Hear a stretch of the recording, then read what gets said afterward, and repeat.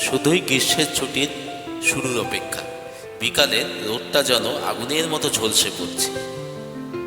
পাশে বটগাছটার ধারে আর 5টা ছেলে সঙ্গে মার্বেল নিয়ে খেলার প্রস্তুতি।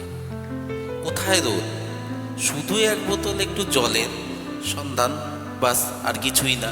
সঙ্গে একটু কাঁচা নুন, তারপরে মার্বেল নিয়ে খেলা শুরু। রাহুল হঠাৎ করে বলে উঠল, আজই আমি সবগুলি জিতে নেব। বাকিরা বলল, তা না, পারবি না, তুই নিয়ে যেতে পারবি না। গর্ত খুঁড়ে শুরু হলো গুলি খেলা। একের পর এক মার্বেল, ঝনঝন শব্দ, যেন সমস্তটাই যেন একটা স্বপ্নেময় জগৎ। খাম ঝরছে, কারো পায়ে চটি নেই। উপরে গাছের ফাঁক থেকেও রোদ্দুরগুলো না তীব্র বেগে তীরের মতো করে পিঠে লাগছে, কিন্তু তার মধ্যেও আনন্দ। কাউর কোনো ভ্রুক্ষেপ নেই, খালি পায়ে চটি। কারো হয়তো চটি থাকলেও বাকি লোকের খুব একটা চটি নেই। খালি পায়ের মজাটাই আলাদা। খেলা চলছে, একের পর এক গুলি জেতা। রাহুল আস্তে আস্তে সব গুলিগুলো জিতে নেয়। তারপরে সবাই একটু মন খারাপ হয়, সবাইকে একটু একটু করে গুলি ধার দেয়, আবার জিতে নেয়।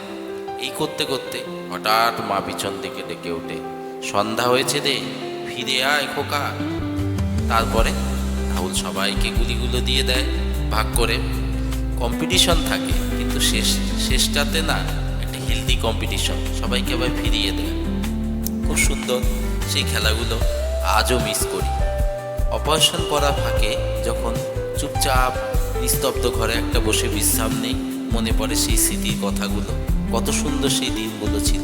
সেখানে ছিল একটা হেলদি কম্পিটিশন, সুস্থ সম্পর্ক। ছিল না প্রাকৃতিক বিপর্যয়, রোদের ভয়। ছিল শুধু একটু খেলাধুলা এবং সবার সঙ্গে ভালো সম্পর্ক।